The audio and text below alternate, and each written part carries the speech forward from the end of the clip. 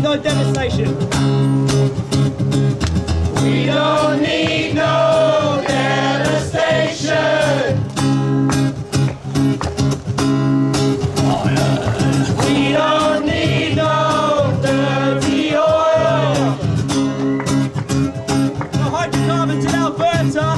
No hydrocarbons in Alberta. Tar sands in Alberta are one of the most destructive projects on the planet. This project alone can push us over into catastrophic climate change. What we're seeing is that this project is bigger than anything that's ever happened before. You can think of the Three Gorges Dam, the pyramids, the Great Pyramids. There's more earth being moved in this project than ever before.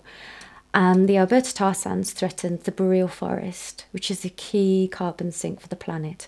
It also threatens other ecosystems and the water systems of North America. The area that we're talking about is the size of England.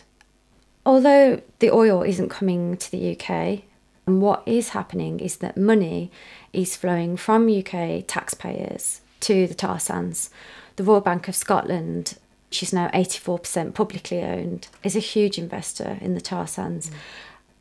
And so that is an opportunity for the UK public there to say, we don't want our money invested in the tar sands, that we want banks to be investing in renewable and sustainable energies. And the other connection with the UK is that British Petroleum, which up until now hadn't been a big player in the tar sands, is about to go in. Just bought the Sunrise Husky project.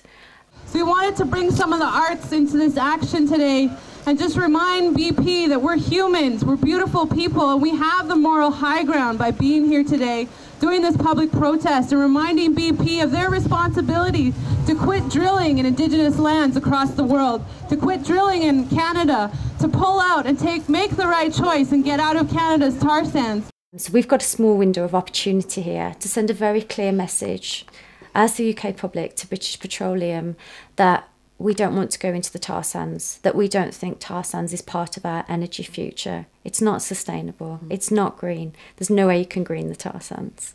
Pretty much every major oil company has a stake in the tar sands. Shell have been in the tar sands for a long time.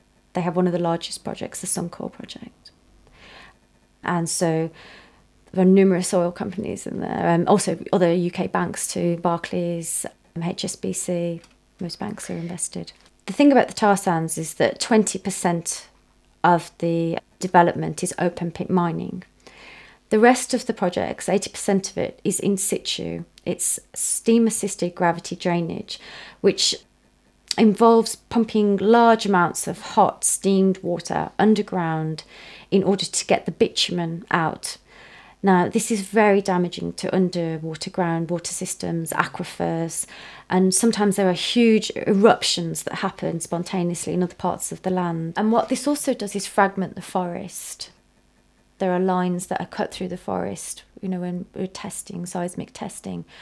And the boreal forest is already under threat by the pine beetle because of climate change. And what is happening is that these lines are creating corridors for the pine beetles to move through. So they're actually decimating the boreal forests faster. And the boreal forest, as you know, is one of the most important carbon sinks on the planet. It's vital to the health of the ecosystem of Canada and also the entire planet. The question is, how can something so small kill an organism so big? And especially given that this organism here, this tree, is capable of producing a whole bunch of toxic resin when it's actually attacked. And that is, the beetle carries with it spores of a blue stain fungus.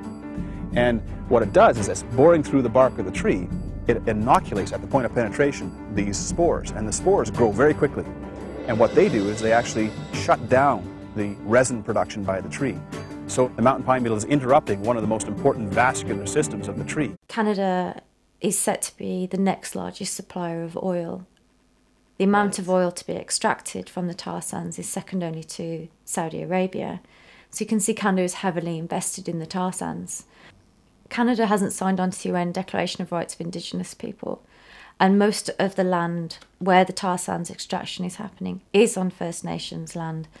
So there hasn't been, quite a public momentum around stopping the tar sands because the main people who are impacted by it are a minority. The Indigenous land rights have not been upheld. Indigenous peoples have not been consulted for new leases on their land. The Canadian government has not consulted with First Nations. Instead, they've sent industry in to consult with First Nations, which violates their treaties. The First Nations are a sovereign nation. Therefore, when Canada is giving out new leases, new permits for land, that consultation needs to happen with the First Nations, not with industry and First Nations. The BP represents a real window of opportunity for the UK public. BP has an AGM coming up on the 15th of April, and NGOs, Ethical Pension, have asked for shareholders and pension fund providers to think about, their investments in the tar sands.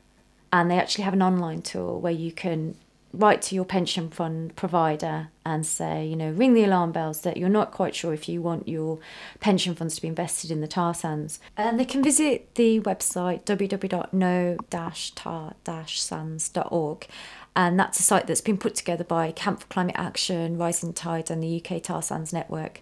And there you can get information about the Fortnight of Shame, and you can download stickers and posters to raise awareness in your community. There's also lots of information there about the tar sands and how BP is involved. And that's the best way to get involved. And there's a Facebook group as well, and you can ask your friends to join in, have a party at the pumps. We don't need no devastation.